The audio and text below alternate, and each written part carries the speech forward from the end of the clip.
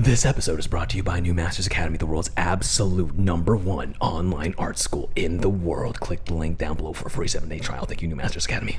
I am deep in your mind. I am deep in your... Hey everybody, welcome back to the Honey and Absinthe After Hours podcast. We're your hosts. I'm Vincent, a background designer for the Hollywood animation industry. And I'm Janet, the ex-Disney artist turned independent creator, and this is a podcast about all things art, business, and whatever we feel like. Now today we're going to talk about why I like to be cringy and how it helped me become successful. But before we get into it, make sure to smash, touch, jingle all our bells and buttons because it helps us out. Please and thank you. Touch him over there. Anyway, whoa! What? Why do they look mad at us? Why do they look mad? Is that mud? Is that mud on your finger? Janet, have you been playing in the mud with the piggies again? Yes. How many times have I told you we're not going to do that again? I couldn't help it. Well, I'm sorry. Besides that, you're looking great today. I hope you're having a fantastic Monday. We wanted to talk about this because I'm not sure if it's obvious by now that we are very much people who have a very low threshold for embarrassment. We are not afraid to be cringy, and we realized that being cringy and embarrassing is kind of like a key to success. Oh yeah. And we wanted to talk about the reasons why, how other successful people pretty much feel the same exact way. You really can't be successful if you are too shy or embarrassed to be cringy and embarrassing, I guess. Shall I start this podcast off with a story? Okay. I have a story. So when I was very, very young, when I was like 4 years old, I was a very overactive kid. I think I would have been one of those kids that you would give prescription drugs to calm down. In 2021, yes. In 2021, yes. But my immigrant parent family didn't believe in that bullshit. So they just made me go to the playground and all that stuff to tire me out. But I was a very hyperactive, overactive kid. And as I grew up, I've come to realize that's not the most attractive trait. People want you to behave. People don't want you to talk so much. People don't want you to do this or that. And like through conditioning at school, day after day, grade after grade, year after year, I felt like it was wrong. I felt like it was a part of me that I should be ashamed of, that I should hide, that I'm this overactive person and I love to talk and I don't think much before I do things. That's different. That's something I grew. That's something I fixed as I got older. But like the idea of being loud and obnoxious, I was like, okay, people don't like that, so I think I will be more reserved and shyer. And as I hit puberty, I became very shy. I became to the point where like any criticism about like my appearance or my my demeanor, what I like, what I do, what I wear, would upset me. I like wear my emotions on my sleeve like that. And when I was 14 years old, I remember being at a hometown buffet with relatives and a family friend, and me being me at the time, maybe 13, 14-year-old kid, I was just like really quiet. And I was just there because, like, I don't know, my parents told me, hey, you should go out. Going out to have lunch with the family. And this guy, this really extroverted guy, the most extroverted guy in the group, in this hometown buffet group, he was, like, trying to make conversation with me, but I was really standoffish and really, like, I don't want to talk to you, and your energy intimidates me. One-word answers. Yeah. And he's just trying to get to know me, and then... he said something like, and I'll never forget this. He said something like, you'll never get anywhere in life if you're shy. And like, I remember being really upset and really taken aback that like, whoa, how does anybody just say that to somebody like that? But it's like the truth. Yeah. But like but at the time though, I felt like, wow, this guy's such a like how dare he say that to my face? But as at the same time I was hitting puberty, I was into girls, and I started thinking like, oh he's right, I'm never gonna get a girlfriend. I'm never going to get a date. I'm never going to like, experience these things that, young people experience if I don't put myself out there. And like when I turned 15, I remember making a conscious effort to be like, okay, I don't want to wear a black t-shirt and black shorts anymore. All right, let's try wearing a button up and some jeans and some like maybe shoes that aren't like just, the shoes Payless. Your parents, buy from Payless, Payless shoes. Maybe something that's not like Rest that. in peace. Rest in peace, Payless. Oh my God. Yeah. The world is changing so fast. But yeah, that was a very important moment in my life. And like when that guy, unfortunately, this is the craziest part, that guy passed away from a skiing accident a few years after. Oh, wow. Oh my God. So rest in peace. But I'll never forget that day because I feel like it's a superpower. I feel like it's a superpower that like I'm not beholden to anyone's, judgment of me. I mean, sometimes it gets confusing. Like when I was getting hired in animation or getting hired period, and I would put like the, so much esteem and so much like, pressure on like the opinion of my peers because, you're just trying to get hired. You're trying to understand the ecosystem of what it's like. But then you start to realize like, this is work, and the life I have outside of work, that's my life. Yeah. And I've always lived with that guy saying that like you're never gonna, get anywhere. You're never gonna get a date. You're never gonna be able to like land a job that you want because you're too shy, you're too afraid, you think I can't do it. Yeah. You're never gonna be able to do these things. You're never gonna be able to like live life to the fullest if you're just going to be shy. Yeah, and you told, it wasn't easy for you though. You told me it was really difficult for you to break out of the habit of being shy for so long, conditioning yourself to care about what other people thought, and it's not, it just doesn't turn on a switch. Like you don't just go, okay, today I'm going to be extroverted now. You were shy in school, you were shy outside of school, all those things. Well, it's weird because when I discovered when the guy told me that, I remembered like I wasn't always shy. That's when I started to realize like, wait, when I was like in like early elementary school, I was really obnoxious and annoying. And I just, through life beat me down to be the shy little lemming thing. So it was more like just coming back to who I think I originally am. And I can't relate to somebody who's like shy all their lives. I don't think I was like a very shy kid growing up. When I was 4 years old, I was really like, I remember vivid memories of me making a scene. I'm one of those kids. Oh, shall I tell my Pirates of the Caribbean story? Oh yes. Oh my God, this is a quality that I absolutely hate about you. But it's the worst because it comes out even today as I'm a 30-year-old man. That's how that's like one of your core personality traits that you just can't get rid of. Okay, so I think I was like 12 years old, right? And this is one of the first times going to Las Vegas that I've ever had. First of many.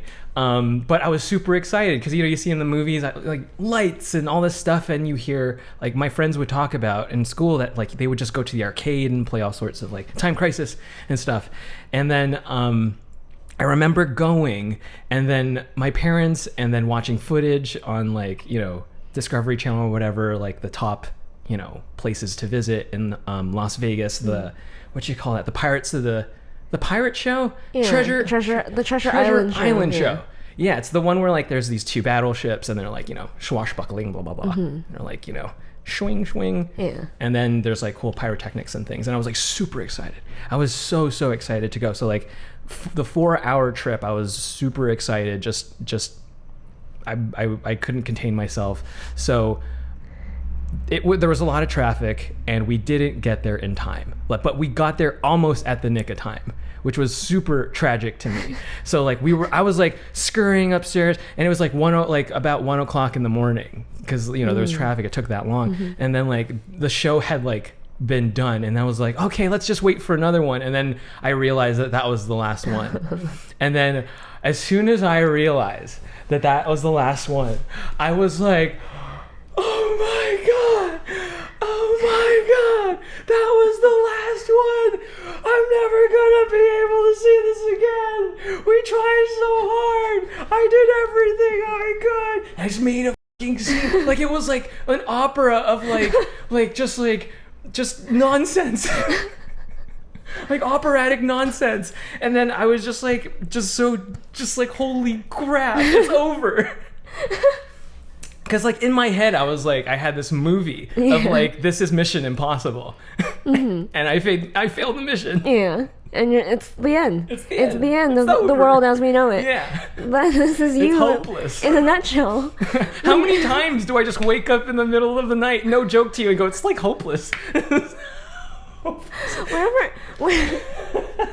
Whenever there's something you want to do, to this day, like a place we need to get to on time or something that you really, really, really wanted to experience or whatever, if we miss it or if we're even just a little bit late, it's like that, repeated, all over again. I hate being late. Being late is like, it tears me up inside. It tears, like I don't cringe easily, but being late, that's the type of cringe I don't like. Like the not being able to meet my responsibilities cringe is like, oh god, it's the worst. Oh my god, it's so dramatic. Yeah, and then so I take dramatic. it so dramatically. It's just like, it's over. It's over. It's over for me. For me, I'm like the opposite of you. I think. From as young as I can ever remember, I was always shy. I was shy and I was quiet. If you don't know the difference, I have a very soft voice. So when we first started this podcast, it was really hard to balance both our voices because your voice is really loud and my voice is actually really, really, really soft. So I guess a lot of new listeners probably wouldn't know that, like, if you ever met me in real life, I'm actually very soft-spoken. Literally. Like if we were at a convention Yeah. and there was like commotion. It'll be hard to hear my voice because it's just so quiet. It drowns it out, yeah. But I was, and shyness is like I'm shy. I'm embarrassed. I'm scared of you. I don't want to talk to you. I don't want to make eye contact. But my parents knew that, like, it's not good for you to be shy. So, you know, every parent does this when they have kids, like, oh, like testing their ability to, like, you know, say please and thank you to strangers, to go like order something, like a just to communicate with other people. Yeah, especially if they start noticing that you're on the shy side. So as I was growing up, I became less and less shy, to the point where I was like quiet. I considered myself quiet but not shy. Like, I am not embarrassed to exist or to be who I am at a certain point. I think puberty, I think for everyone, for me also, like, kind of like made me more shy all over again. But one day, I think I was like 11 or 12, someone said to me, oh, you're shy. And I was like, no, I'm quiet. And then they're like, what's the difference? And when I really was honest with myself and like, if I was just really honest with myself, I think I still was kind of shy, especially compared to how the way you are, or the way, like, that one annoying person in school is, or a few of them, like class clown. In my school, it was like the class clown and the jocks were like the same, so they were really annoying. And so I realized I was shy, but I knew, not in the way that, like, I'm scared to be myself. I think I kind of own the fact that I'm like the introverted person in the corner. I don't want to talk to you. I'm a wallflower. But then I think as I got older, I always had like a rebellious streak. Not in like the traditional sense. Like, I never had a goth phase. I never had a punk phase. You were never like nonconformist. Yeah, I was never like that. Like, I understood that you need to compromise with people in order to get what you want. So like my parents are very strict on me, so I understood instead of fighting that, I would just do what they wanted so that they'll leave me alone so I can do what I actually want to do, which was to like watch anime and draw cartoons. So at that point though, when that person told me that like you're shy, I realized like I can't be like this. I shouldn't be like this, because I understood that life is going to be harder for me because I am this way. Instead of like you're naturally extroverted, I then had to like really force myself to be confident and to be to do the things I want to do, because I'm not going to let my parents, I'm not going to let my teachers, I'm not going to let anyone else live my life. Because I very soon after that, I realized I wanted to work as an artist in entertainment. So that's not okay in an Asian household like mine. They were like coming from, again, immigrant parents coming from like a communist country. They're like, you are not going to be an artist. We came here for you to do that? Like, no. we escaped communism so that you want to be an artist? No. So you're thinking, neurosurgeon or engineer. No, they didn't even have those high expectations for me. Oh, really? To be a doctor or a lawyer. They were legitimately like anything but that. They were like something safe. So they were thinking accountant, because everyone needs an accountant. You will forever need an accountant, and or some kind of government job. Oh yeah. So I was just kind of like, oh no, thank you. No, like you don't get into the arts by not rebelling against your Asian parents. So you need, unless your Asian parents are artists themselves. Yeah, that's a difference. Yeah, there's a difference there. They found success in the arts. Yes. But you have to, at a certain point, we both did in our like early teens, be like, I am me. There is no changing me, and I have to be unapologetically me, even if it embarrasses you. If I want to get what I want, for you it was girls. For me it was like I want a career one day. And thinking, well, I mean, I'm sure everybody could like understand why that's embarrassing for me. Probably, obviously getting turned down, but like what made it embarrassing for you? That part. Being myself was just hard because it's a personality thing. Like to this day, I'm not inherently extroverted at all.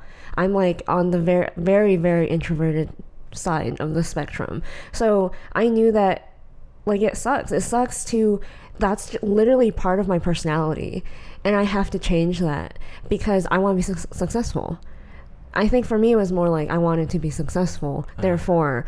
And you see it time and time again in school. Oh, and it's like for me, I wanted a girlfriend. So, okay, I'm so basic. Gotcha. No, we're both basic. Yeah. So I noticed that the most successful people in school too were more extroverted, and they didn't have to work quite as hard as me. There were like the class clown though, even though occasionally they could be bullies and they could be annoying, they were usually always liked too, and their life was easier for them. Like teachers hate me. Teachers, as much as they kind of hate the class clown, they kind of like them too sometimes. Explain how you get into these situations where teachers dislike you. I'm not sure if people could picture it. Teachers dislike, so people have this assumption about me that I am like the teacher's pet. I suck up to the teacher and then everyone loves me. That's actually not how it is when I'm in a classroom. The teacher usually hates my guts. I don't know why. Because I am not extroverted enough to suck up to the teacher and be like, oh, teacher, here's an apple kind of kid, or like I definitely am not the person that's like, you forgot to assign us homework. That's oh my god. No. I was not that kid. I hated that kid too. Okay, good. I was like, God, I could have been trying. Watching anime. Why'd you do that? I was just kind of like the shy weirdo.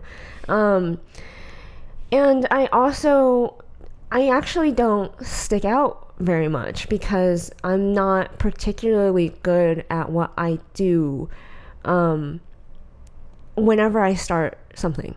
So like most of my life, I was not the best artist at my school. Most of the people who go to art school, they all have stories about, I was the artist in school.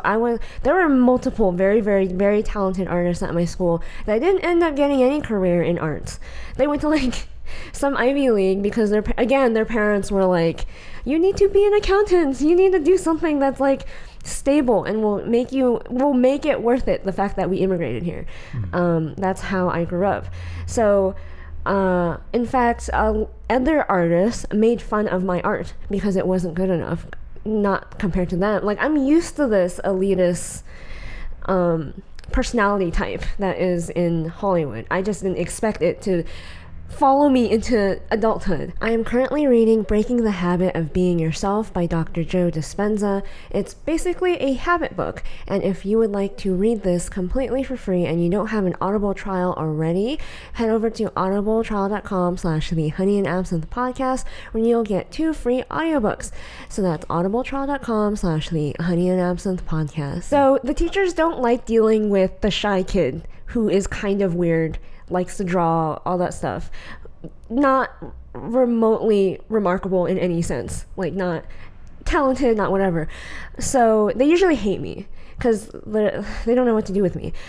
But eventually, I'm such a tryhard, but like quietly. Like, I'm not gonna like show everybody that look how hard I am trying. I'm just gonna be like, okay, in order to get an A, or in order to just exist and learn, I need to put in the time to get really good at like, so in art school I would clearly have amazing improvement within weeks or a week. Like, they see what I'm drawing in class. Oh, this girl sucks.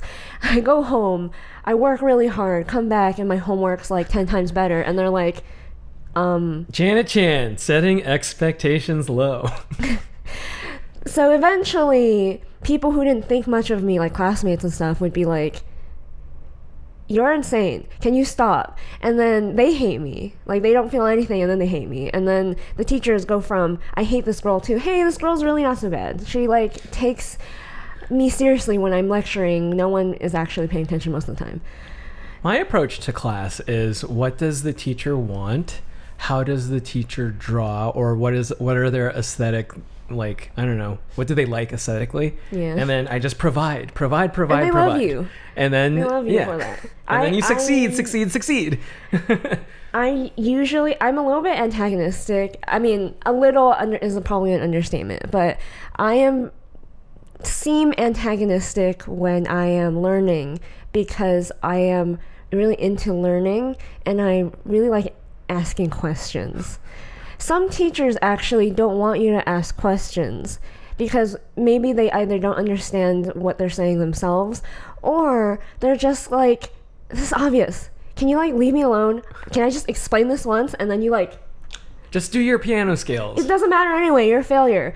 and like, but like, me asking the question is me trying to understand, and sometimes it just rubs people the wrong way. So that's an example of how I'm shy, but I'm not. I get what I want if I really want it. But yeah, I had to learn that though. It was not easy. I have never been liked in my entire life, so this is nothing new to me. Yeah, and I think this discovery is made by a lot of successful people. I don't know. I mean, the one that we listen to every morning, Scott Adams, creator of Dilbert. Yeah. Funny guy. He became a millionaire, I believe, because he created Dilbert. Yeah, a cartoon. And he started many a business. Many a business. Yeah. Public speaker. Yeah. I don't know of any public speaker who's better. And I've never seen. Because he literally doesn't prepare. He just rolls up and goes like, I'm going to talk for an hour. So, whenever we listen to Scott in the morning, it's like goals. It's like, that's where we want to be someday. I want to be that good at talking. Yeah. But for him, he's all about him having a very low threshold for embarrassment. Yeah. And, he wouldn't have pitched so many businesses and, even run Dilbert if he hadn't, risked his pride, risked all sorts of things. Did he leave his job for being a banker or something to be a cartoonist? Yeah. Yeah, that's... anyone who leaves their career to be an artist has a low threshold for embarrassment. And his wife? She's hot. He knows she's hot. Yeah. He's very proud. And he knows when people compliment, he's like, yeah. So that's like when I think everyone has an idea of what their alpha is, like if you were to follow someone like that, that's the alpha. What would you define them as? And like, to me, that's what Scott is. Like, man, what a guy, man. What a guy. And then like I just think like, man, if I could get to that level of no shame, but also very, very like I don't know, Scott's also like understanding and he doesn't do things just to, he doesn't do these outlandish things just for attention. He does it to make a point most of the time. Yeah. It's really interesting to see like the crazy things that he does, and you're like, if you don't have context, of course you're gonna be like, this Dilbert creator is crazy. Insane. Yeah. But then he actually explains himself in his morning, in the most and then I creative go like, way. oh, interesting. That was for our benefit. He's literally doing that to like make a point to certain people that like to listen to him, not for anyone else. But it's very attention grabbing, and he was talking about this topic recently where he said like, no one who's successful right when you were catching heat for your music video. Yeah. And I was just like, man, the simulation provides, man. Like, hello, are you talking to me through the screen, Scott?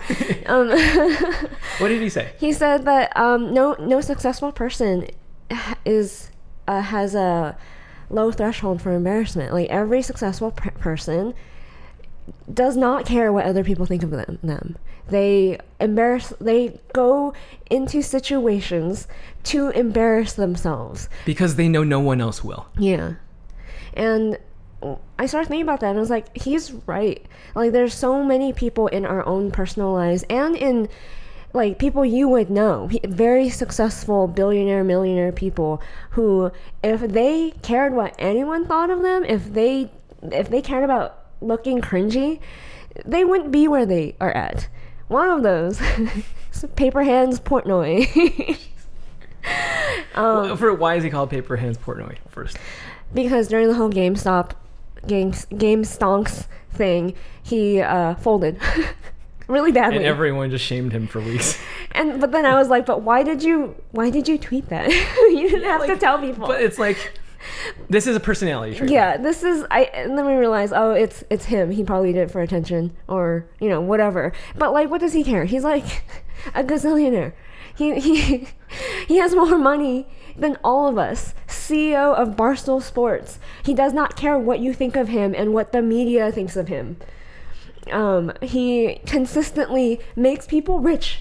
Like I recently just found out about the Call Her Daddy podcast. You told me about this podcast, and I was like, I think I need to listen to this podcast. Yeah, I think everyone should listen to this podcast. It's amazing. But make sure you're over the age of 18. Yes. But he just makes people rich. And in fact, I think the drama, he knows this too. He literally says, I like the tea. I drink the tea. I drink the tea and I spill it back at you. And then I become rich and famous off of the tea. And then I'm like, yeah, he kind of does. Jesus. He's intense that way. I am not saying I admire this guy. He's just intense this way, and I think it's there's a personality so many personalities. trait. So it's like, I don't want to be you. I'm not sure if I even want to meet you, but man, you go all the way. Yeah. Man. Yeah. You're a scary human and being. Paper Hands but like, is one of them, man. this is why you're successful. Another person I would say like Michael Malice. He is an anarchist, and he is a very, very, very intelligent guy. And I'm just shocked. Check out his recent podcast with Lex Friedman. I like that podcast. Yeah. So good. You kept telling me that, man, Lex is the person you used to be, and Michael is the person you are now. I'm becoming, yeah. Yeah. I don't even know if I'm at like... But you're becoming, I guess. I guess, yeah. More and more cynical and nihilistic, I guess. But not actually. Like, actually very hopeful. I don't think he would describe himself as that. I think we would describe ourselves as very hopeful people. Both of them. Hopeful. Yeah. I see.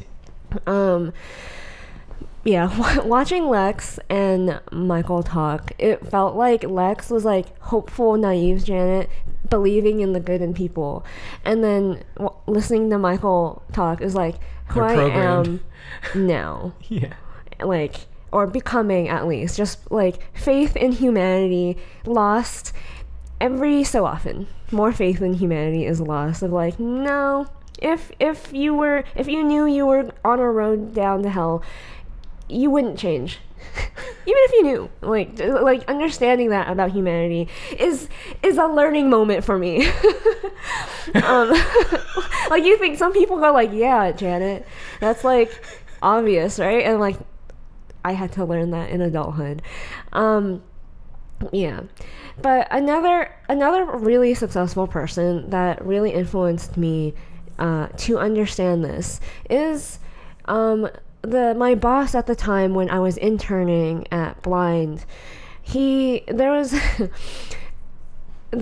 this like party thing, like a Thirsty Thursday kind of thing, and like after work. Yeah, it was like Christmas or something. I don't know. And he wanted to announce to everyone to play like a game or whatever. It was like we were playing like Scrabble or something in the meeting room. But he took it like he does as an opportunity to educate me and test my embarrassment threshold, because he's such an observant human being. He can read you like a book, and he knows exactly what you need in order to become a more successful person. So of all the interns, he understands like this. I actually told this story before. This other intern, everyone was kind of annoyed with her work ethic and her ability to show up on time, and I asked him why he hired her, and he's like, because she has something that you don't, and it's that she has a very likable, extroverted personality. And I was like, yeah, you're right. Like, this person has to work not nearly as hard as I do in order to have the same position as I do, and that's fine. Like, that is real life. So he was testing, like, this was like for my own good. He told me, you get everyone to come into the meeting room. And he knew, I know he knew that was going to be a hard, again, that's not in my personality trait to be extroverted and to talk to people and to look at them directly in their eyes, all that stuff. So I was like, oh, God, why are you doing this to me? I just want to eat and be merry. So I try my best to go like individually to each person who work, like, and I'm a lowly intern. I do not want to talk to the editor. I do not want to talk to the creative directors. I do not want to talk to the production people and like people who are like much higher on the totem pole. Like me, I'm supposed to go tell them what to do. Like the owner of the company wants to like get everyone to meet in the meeting, like me. I'm like, okay, so I go to one person at a time, because I can't handle like just getting up on like a table and it would have been I should have got up on a table and be like, hey everyone, go to the meeting room, we're gonna go play Scrabble right now. That's what he wanted me to do. And then I go to each person and I'm like, hey, we're supposed to meet in the meeting room, and then go to the next person. No one's gonna listen to me if I do that. So I fail his side quest royally. And he, like 30 minutes later, or like 15 minutes, he comes back to me and he's like, Janet, what did I tell you to do like 15 minutes ago? And I was like, just kind of like ashamed. I don't even remember saying anything. And did you feel embarrassment? yeah, I did, because I failed. I knew what he was trying to get me to do, and I couldn't do it. I couldn't bring myself to do it.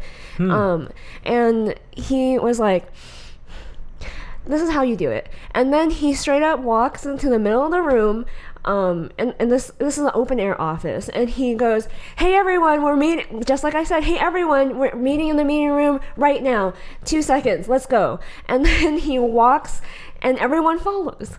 And then I was just like, I have a lot of growing to do, because this is that's so crazy. Did he realize that was something that you were lacking, and he wanted to make a lesson out of it? It wasn't to embarrass me. It was to force me. I think he was trying to get me to be more of a leader, to be more, because like I was leading we made like a little horror short, us interns. It was our internship project.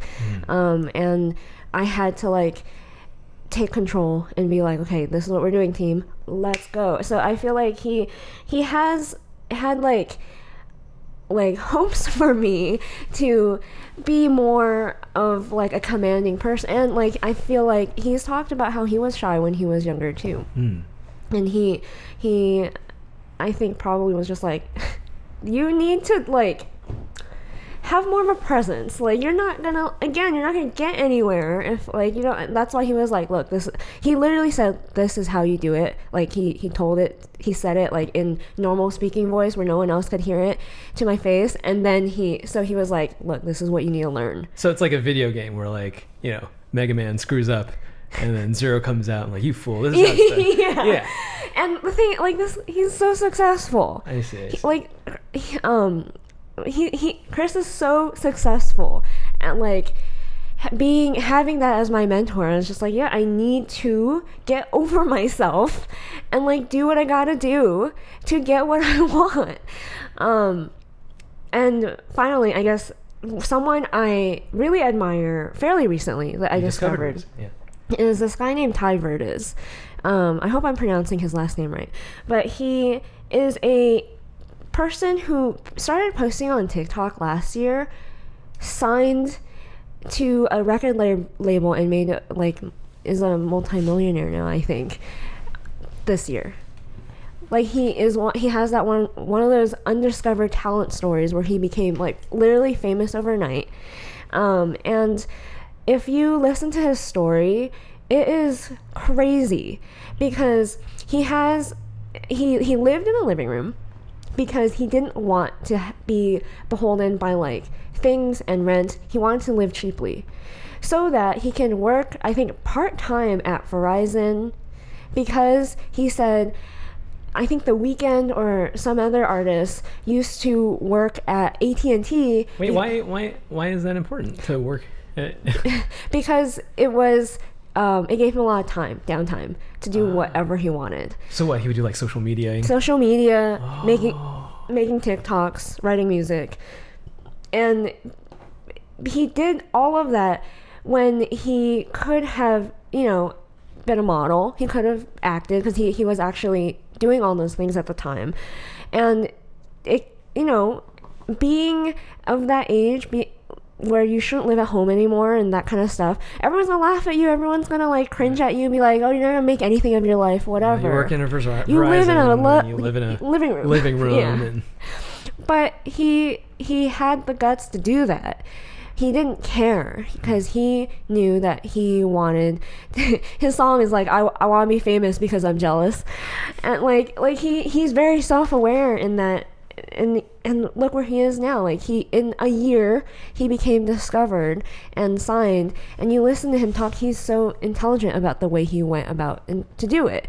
And most people, especially when we started TikTok, thought TikTok was cringy. But look at how many people it's made successful in the span of a year.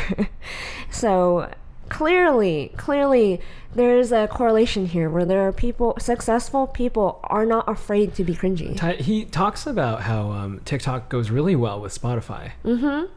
People typically don't go from social media app to social media app, so it's not actually very a good strategy to try to use your Instagram following to grow your YouTube, because if you tell your Instagram following, hey, go to YouTube, check out my whatever, like barely any of them are going to like cross over. Yet the TikTok to Spotify thing is a really smooth transition for some reason, because like if you get one of your songs to go viral on TikTok, for some reason it also goes viral on Spotify. And and I guess people are using your song for their content, like their own music video or something. Interesting. So there are like we know quite a few musicians on TikTok that have like no, personally and not, they've gone viral, they became signed, they became successful. Comedians too. On TikTok, because through like the TikTok to Spotify thing, which is so crazy. So I want to talk about like instances of how our cringe made us successful. How did you use your low threshold for embarrassment to be successful in life? Dating. I think dating is when you are a young person and you want to understand and, have a boyfriend, girlfriend, whatever, you want to share your life with somebody. Just know what that feels like and, do the whole romantic thing at the mall thing.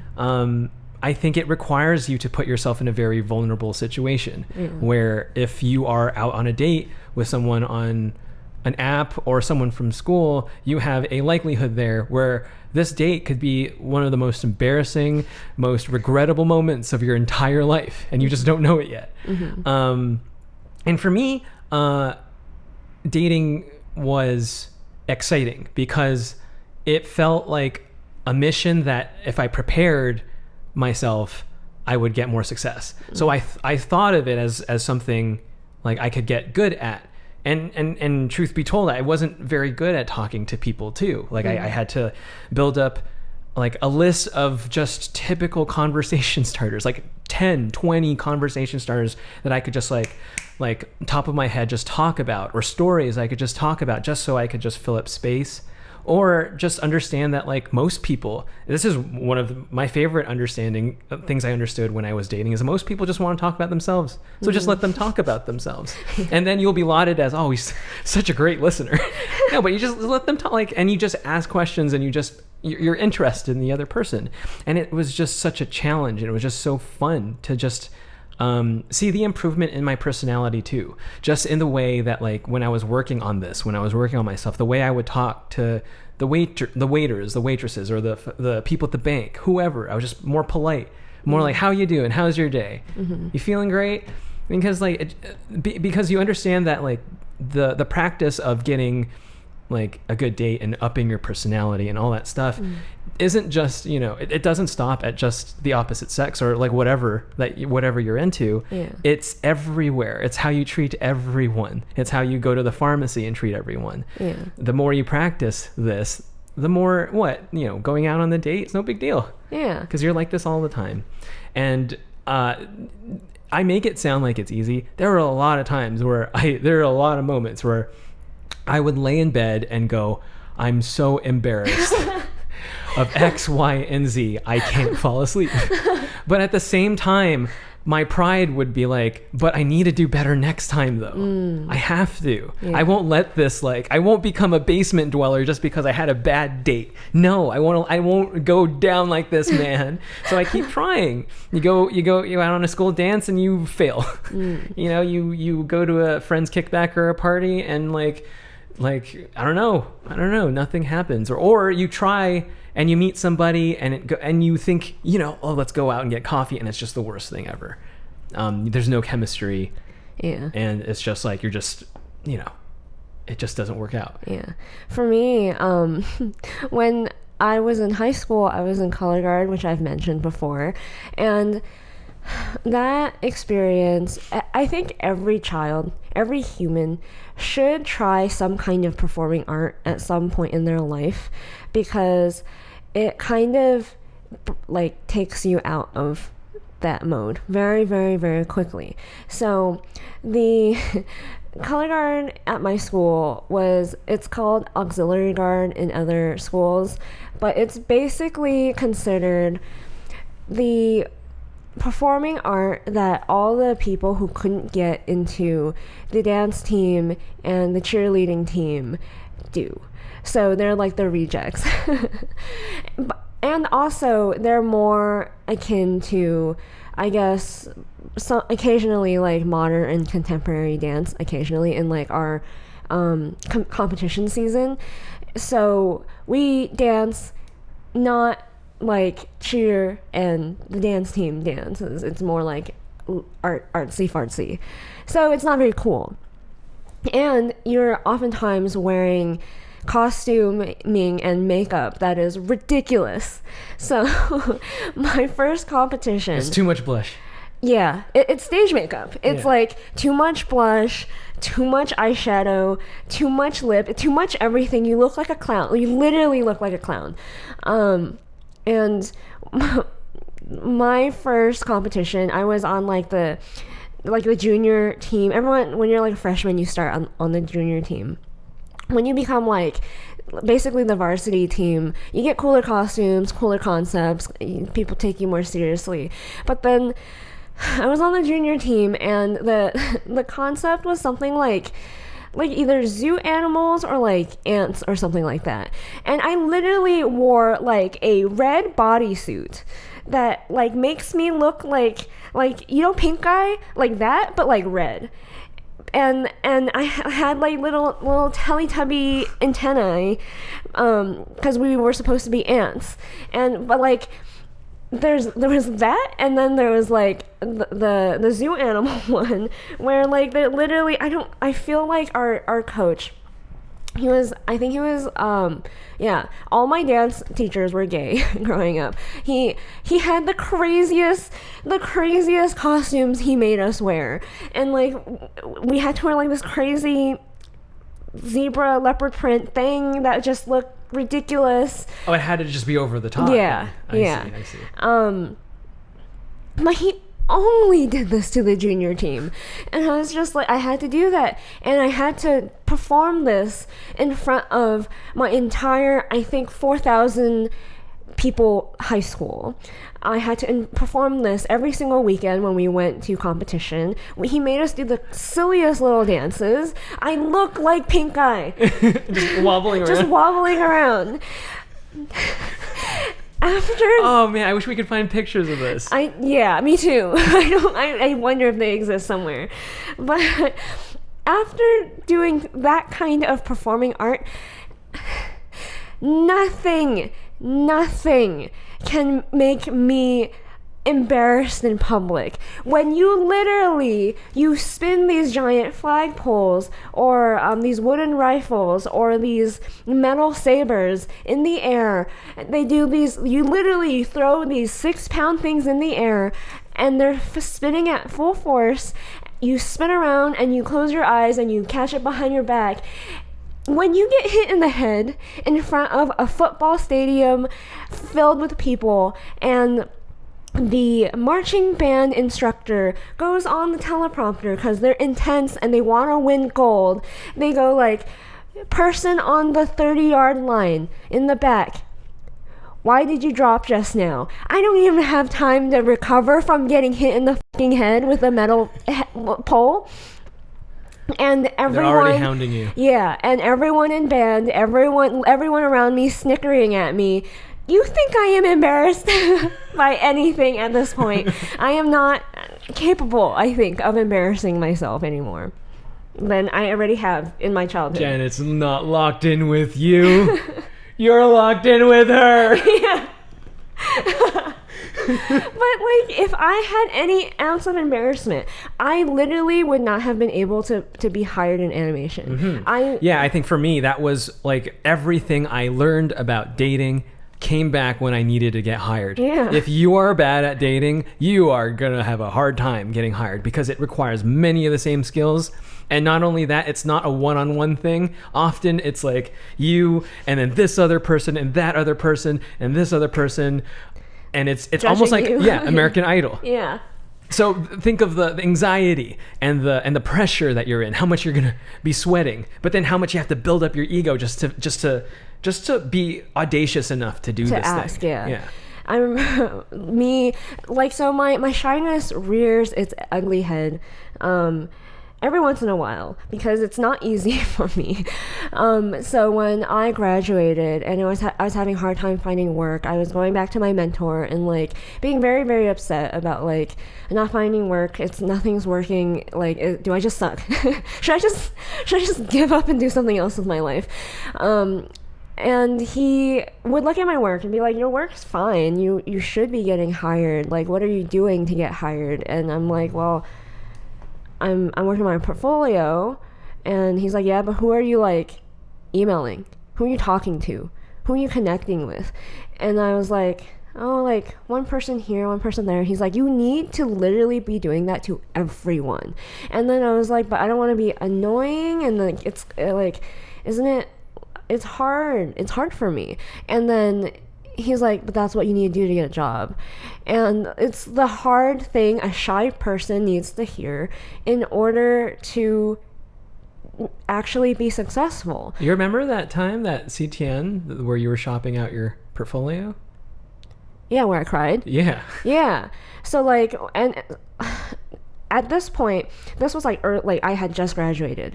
The next like year and a half, I freelanced, but like, and I was making good money freelancing. I could have just kept doing that. But you really wanted this. I really, really wanted to work in animation. So I had, while freelancing, done all these tests and gotten so many rejections. Nothing was working. I was continuously redoing my portfolio to make it better and better, to grow more, and to have something to email someone about.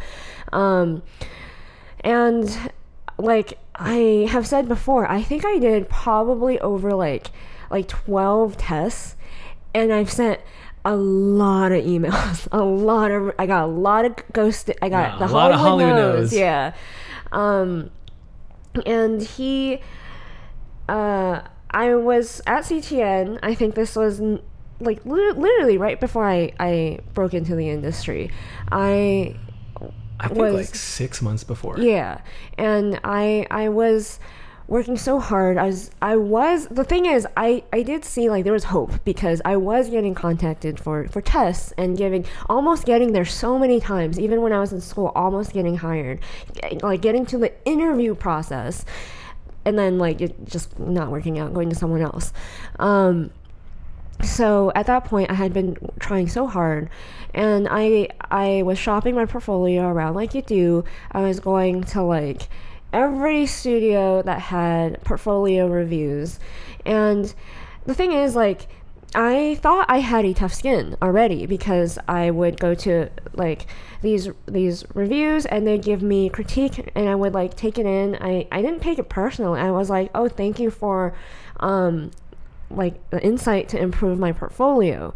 But you submit into this like competition thing or whatever it is, where like the studios tell you they want to see you. Like, you don't just show up to the open portfolio reviews. This was like they requested me.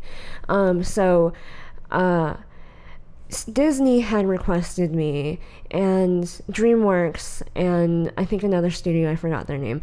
But that wasn't, I really wanted Bento, I think, right? I don't remember. Oh, okay. But I knew that like these things fall through all the time. Just because I have these 3 studios, like it could just be like just to see my face or whatever.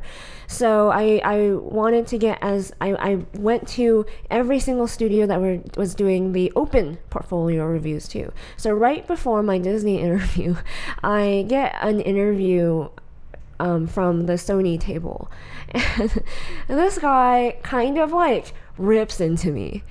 He basically doesn't want to be there. I should have known he didn't want to be there. Most of the people at these portfolio reviews don't want to be there. They're like being paid to. They're like, I get free money. And he tells me like, my work sucks. You need to go back to school, which I already paid an arm and a leg for. And he's like, you need to go back to school, like this isn't good, like just rips into me really, really hard. And like the thing is, like, not actually giving me any kind of thing I could do telling someone to go back to school, like, it's so lazy. That's like, this is the worst crit does ever. not help me in any way possible. You're just insulting me. And I was also like so desperate to get in. It like broke me. Like I started crying, and but not in like a, oh my god, my world is over. It was just kind of like an existential crisis. Like, I think I am not good enough. Obviously he is right. I need to go back to school. Like, I'm a failure. That kind of like my world is crumbling. But then when you had one with Disney. And then, so like, you were trying to get me to calm the down. Yeah. Because I literally have an interview with Disney. Yeah.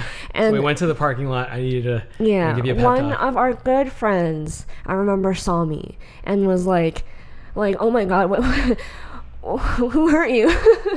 Which, like, I am very thankful for to this day, because she was very, very kind. Because most people, you see that and you just want to eat popcorn. Like, you want to see the train wreck go down. You do not, like...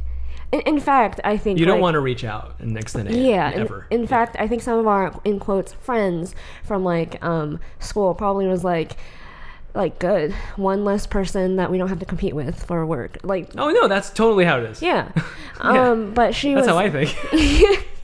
But she was like, oh my god. Like, and then we had, like dinner later, because she wanted to make sure I was okay in the mind. So I, like... pick myself up and I go to the Disney interview, and that was an interview that was genuinely like, you have potential, you're not hireable yet, but this is how you can improve. And like, I was again really thankful for that interview too, because I was like, this guy has the decency to like be honest, like truthful, and like criticize me, but not like just like, go back to school, beat you're you never down. gonna make it, yeah. You suck. And yeah, that kind of, you have to put yourself in those situations though. Like, that made me a stronger person. Like, if someone did that to me now, like, I wouldn't blink an eye or whatever. I just don't really care if you think my work sucks. Like, I know I'll always get better. Like, it's a long life. It's a short life, but it's also a long life. And if I had any fear because I knew eventually that's probably gonna happen to me one day. Like, no matter how much you prepare yourself for that kind of thing, when it happens to you, it's not a nice feeling. So like, I knew, but like, it hurts and you get over it. Like, when again my mentor asked me to come to speak to his class that I was once in, and he does this to help his students like see someone who recently got hired, like a fresh new fit, because it's not relatable to hear Paul Felix come out of nowhere. like Keen, like someone huge in the industry, like, oh, I'm not you though, I can't relate to you, you're a genius, whatever. But someone who just got hired, you can kind of relate to them, you can hear their story. And the students asked me, how do you get hired, and advice and stuff like that. And I think one person specifically was like, how do you get the guts to do that? And then I was like, well, I was like you, the first email sucks, then 20 more emails where you get ghosted and you're just kind of numb to it. And then they're like, yeah, that makes sense, especially coming from Art Center, like, no pain, no gain.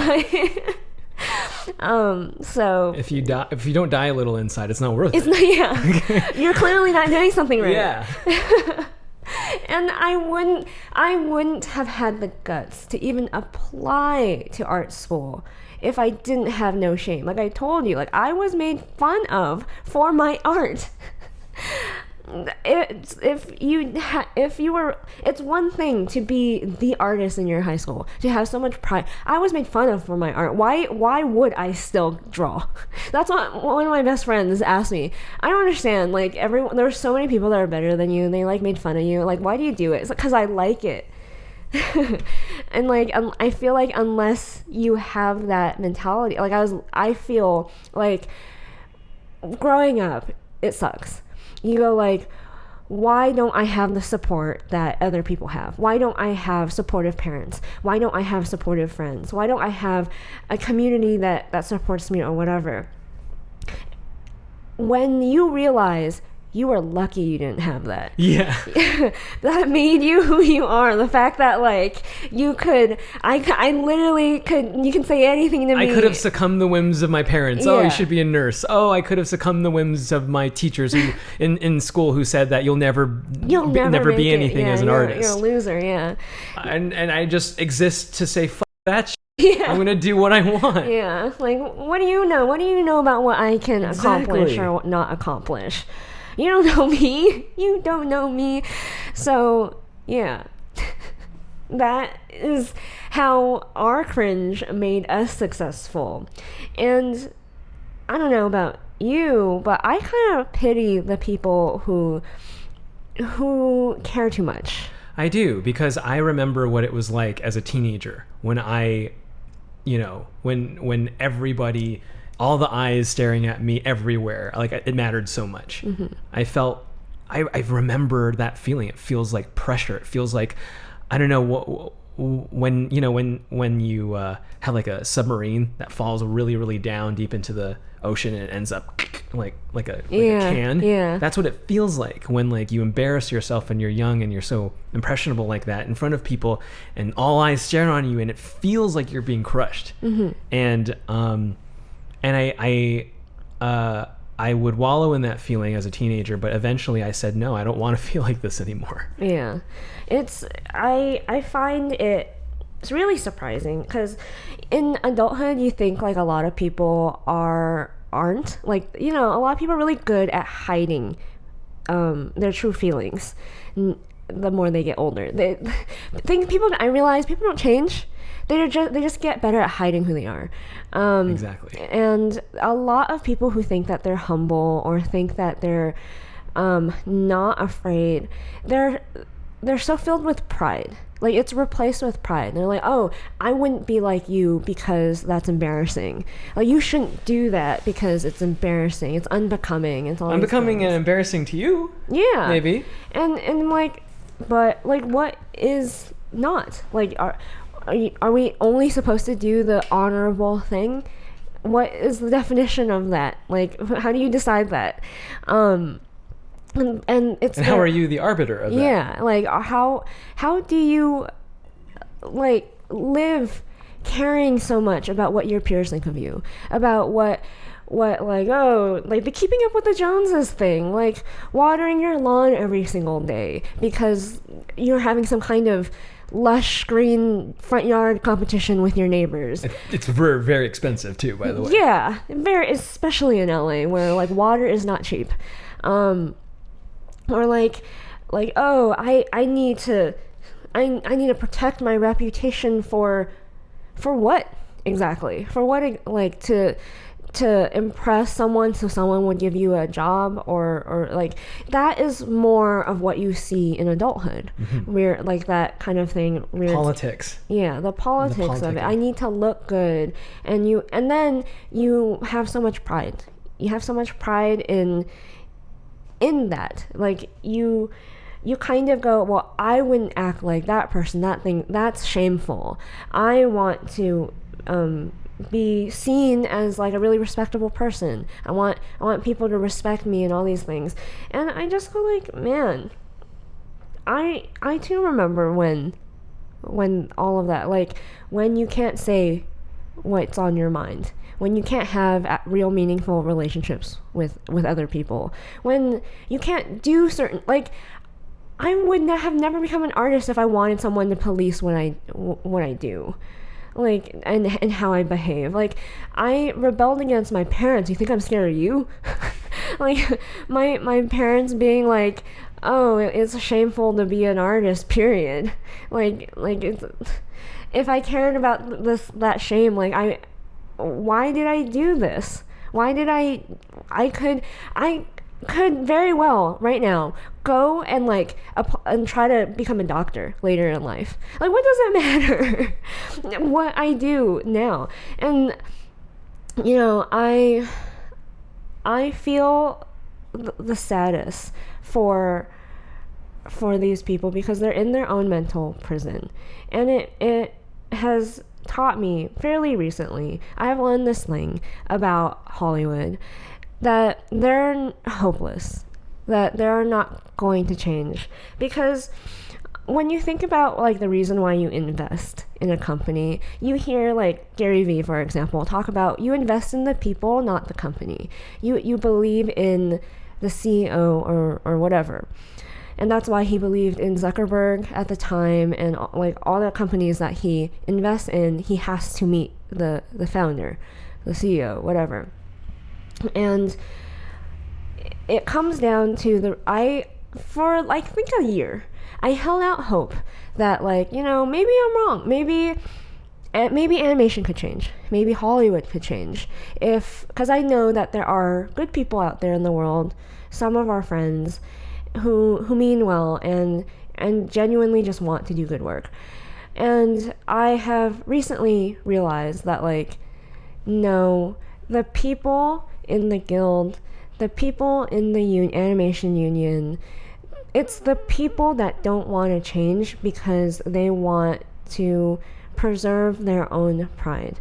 I believe that the union and the guild are only out for themselves and no one else. They don't actually care about the talent coming in.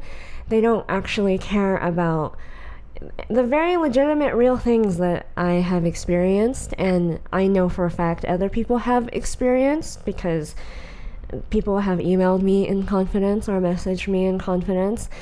They don't care. And I'm not the first one, and I know for a fact that I'm not the last one, because I get emails as recently as a few weeks ago, ever since I became a thing on the internet, that like there's so many people who left or are still in it, who want to leave, or so many awful things have happened to people, and they've just like kept quiet about it, and just like feeling relief that like there's someone out there that had a similar experience to them, or who get the crazy thing that is to leave Hollywood, to leave a good thing for honestly a better thing for themselves, even if it is manual labor, even if it is a lesser paycheck, even if it is something that doesn't give you as much notoriety.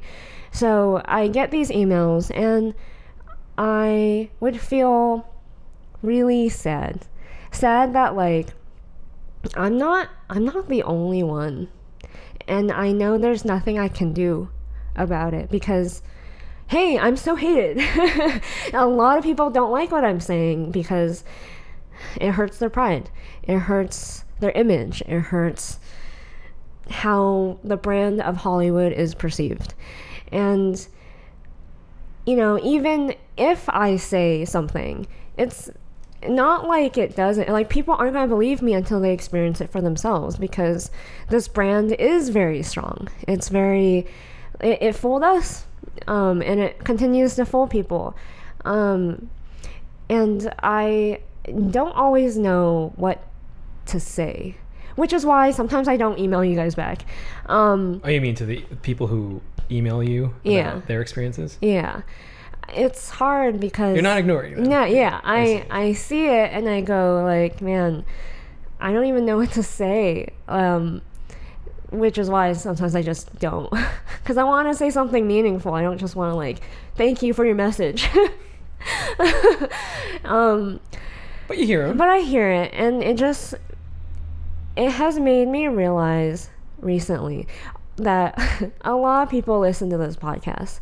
A lot of people who hate me. Really? Yeah. Who listens to this podcast? A lot of people are very obsessed with what I do and who I am and what I say. They really don't want me to say the things I say. And I want to silence you. Yeah. And they are obsessed in a way with me. But at the same time, like, their pride keeps them from acknowledging all the people that came before me and after me. And I'm just, I think it's sad. It's sad to know that, like, I know that there are people who are going to leave because they didn't believe me at first. Then they like found out for themselves recently, in like for the amount of time I have existed publicly, and they're like, she was right. Like, and like it makes me upset, but I also am like, well, it's hopeless. Like, if these people are telling it, like literally saying like it's your fault, it's you are the person, you are defective in this. You're the person who's wrong. I see. For having experienced these things and then talked about it publicly, and like, oh, so like, you know, like these people, you know, they don't care. They don't care about you. They don't care about, you know, when they know that there are people like me out there who are either still working or and about to leave, or just like not know, like feeling conflicted. You went to school for this, but then like the industry kind of sucks, and like Hollywood is Hollywood. And I'm just like, you know, if these are the people who don't want to change and don't care about you and don't care about me and don't care about all the students that they're stealing money from and all these things, then like, yeah, it's hopeless. Like, in a way, it has helped me move along and move on a little bit more, because I'm like, well, sucks for you guys who want to work in the industry. I'm making my passive income over here being stupid while you're judging me. But these people are so prideful that they're willing to be in this sinking ship, because it reminds me of one of our teachers in school. He told us this history of illustration, of that, you know, before you guys were all into your animation bullshit, we were into editorial illustration. And once upon a time, every single artist wanted to be an illustrator. That was the thing. But once print illustration became the way of the dodo, they slowly moved everyone over to photography. All the magazines, like what magazine has illustrations these days? Like what movie poster has an illustration these days? Very rarely. So they moved over to photography. All the photographers were like making bank. Yeah. But the illustrators were out of work. And during that transition, everyone was moving to entertainment. But at the time, you were considered a loser and a sellout who couldn't make a name for yourself if you worked in Hollywood, if you worked in animation, that kind of thing. It was not so popular to work in animation. But these people who were so prideful, again, they were like desperately holding on to their sinking ship. And these people, a lot of them had a hard time finding work. Like, as you know, not everyone can be the Drew Struzan. Not everyone can be like the illustrator that everyone hires, because it's not like editorial illustration went anywhere. It still exists, but very few people want to actually go and do the editorial illustration thing these days. So it became popular to work in Hollywood, to be an entertainment artist, whatever that means, whether it's live action or animation. And that he tells us this story just to say that you guys need to, like, what you want to eat? you have to be willing to be made fun of one day if you want to survive as artists, because this thing that's so popular right now, it might not always be. We've seen it before. And like, we want you to get work. We want you to survive. We don't want you to be the starving artist that you know every other school makes. Like, we're Art Center, we make you that stuff. But that attitude reminds me of that, because I see like the biggest competition to Netflix losing subscribers, Disney Plus losing subscribers. We went to the theater the other day. Everyone's at the mall. Saw the Green Knight. Yeah, it's cool movie. For all you King Arthur fans, yeah. We were at the mall, and the funny thing was there were so many people in the mall, no one in the theater. you cannot blame like lockdowns anymore for the lack of success in your content. We even went to the what is that one? Where did we go? We went to Westwood. The Century City. Yeah, Century City. I'm sure a lot of you go there. Because you want to be where socialite. the rich people are. We just happened to be there because we wanted Japanese Yeah, food. we wanted. Yeah, we drove all that way for food. Yeah. The internet is the biggest competition to all these streaming services like YouTube, all this stuff. I feel that in like my guts. Like I believe that, and I would bet on. So you mean that people are turning off Netflix and Disney Plus and would rather watch YouTube instead? And TikTok, yes. Oh man. Yeah. That's true. Instead of like, putting your kid in front of like Netflix tablet, you have your kid in front of TikTok, scrolling. Yeah. And they're making TikToks themselves. Yeah. I see. People are watching YouTube, TikTok, and anime. Yep. Those three things. They're not in the theater, and yeah. So like I see that happening. I see all these trends, and because I am now outside of the Hollywood system, I feel like I can think clearly for once. I'm not susceptible to all your cupcakes and your free lunches, and I'm like, yeah, like it's happening again. Obviously, it's gonna happen very slowly, and I realized a few days ago, they're so prideful that they're going down with the ship. I love the Animation Guild. I am a proud member of the Animation Guild. I very diligently pay my quarterly dues, and I know you have my best interests and the best interests of my comrades in mind. I also am a democratic socialist, and I love Gavin Newsom. How am I doing? Oh, one more. What? What?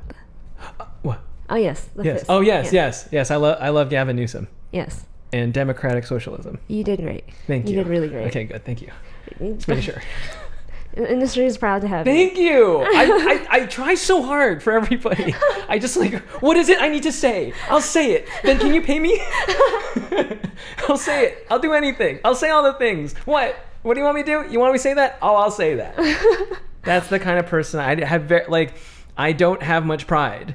I mean, I have my own personal feelings about everything, but at the end of the day, what do I have to do? I have to sit down, shut up, and take it. Yeah. So yeah, I will continue to do that. For our recommendation this week, we recommend you listen to Tai Verdes' music and just look at his TikToks. He's such a great storyteller. His story is so inspiring. I am very inspired by him. That dude is killing it. He just played main stage at Lollapalooza, and he was a nobody last year. Isn't that crazy? I overheard some of his story. He hustles. Yeah. And he is a very thoughtful artist. Yeah. He's very thoughtful. If you like this episode, make sure to smash that like button. Head over to honeynapson.com to help support this channel and keep the lights on by buying some merch. Check out these other episodes over here to binge all our other episodes, and we will see you next time. Bye-bye.